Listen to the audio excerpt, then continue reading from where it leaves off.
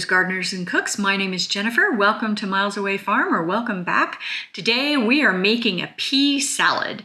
And I know a lot of people grew up with this, that it was really common. I don't think I ever had a pea salad until I was at a potluck. And it turns out I love pea salad. It's delicious. It's very easy to make. It's basically peas, just sharp cheddar cheese, some mayonnaise, maybe a little bit of onion. Not complicated at all and really delicious, and just a great late spring, early summer recipe to make.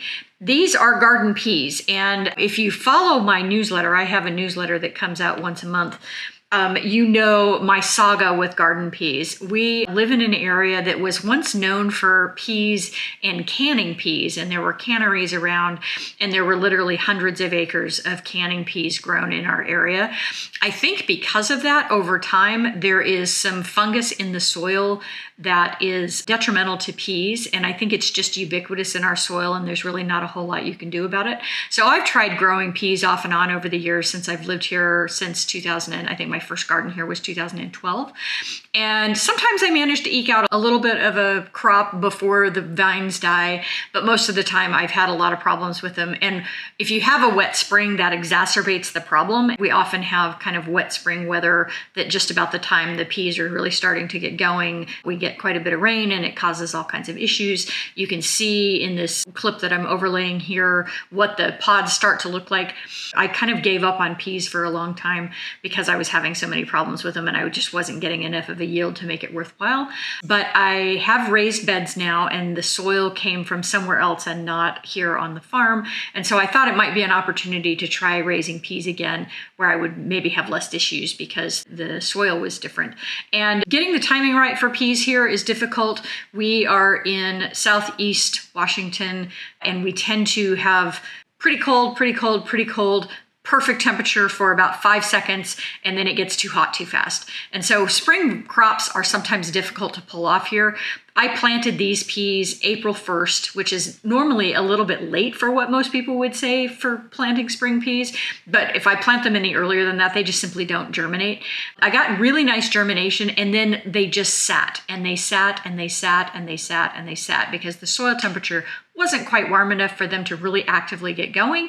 And then they finally took off. This year I kind of nailed the timing, but honestly, this is probably one time out of maybe 12 or 13 years that I've really gotten the timing right.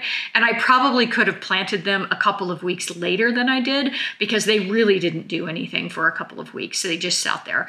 But got a nice crop of shelling peas this year, which has been really fun. And I grew a couple of different kinds. One of them was supposed to be a snow pea. It turned out to really not be a snow pea, and it's an old heritage variety, and I really think it's just misnamed. The pod was supposed to be edible. The pod was absolutely not edible. It was incredibly woody, even when it was super tiny, so really not an edible pod at all. And so I ended up just letting them grow on the vine until they filled out, and then I harvested those as part of our pea harvest. And so I have two different varieties of peas in here, one of which is technically is actually a shelling pea and is definitely sweeter than the snow pea that I grew, which I won't be growing again. It's kind of a dud. You can't eat the pod, and it's not that great as a sweet pea, but it'll suffice for this recipe. So I ended up picking a whole bunch. I was out of town for 3 or 4 days. I just got back from the Modern Homestead Conference up in Coeur d'Alene, Idaho, and I had asked my husband to pick the peas while I was gone because they were just starting to get filled out and ripe.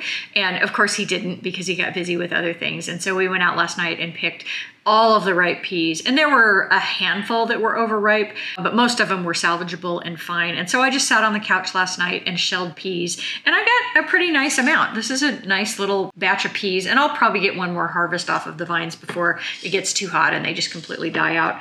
But I'm gonna freeze some of these, and I'm gonna make some pea salad with some of these. And then I have a recipe that I make every year that is a arugula, Israeli couscous, and pea salad that I really love. That's just something I make once a year. And so I'm gonna save some of those out for that salad as well. So we're having fun with peas. Let's get started. So due to user error on the part of the videographer, that would be me, I lost the footage of me mixing the dressing in the bowl for this, but here are your ingredients. And we want some nice sharp cheddar cheese, and I'm basically putting these in bite-sized pieces that are about the size of the pea. So I wanted to have a nice pop of flavor here. And this cheddar is just delicious.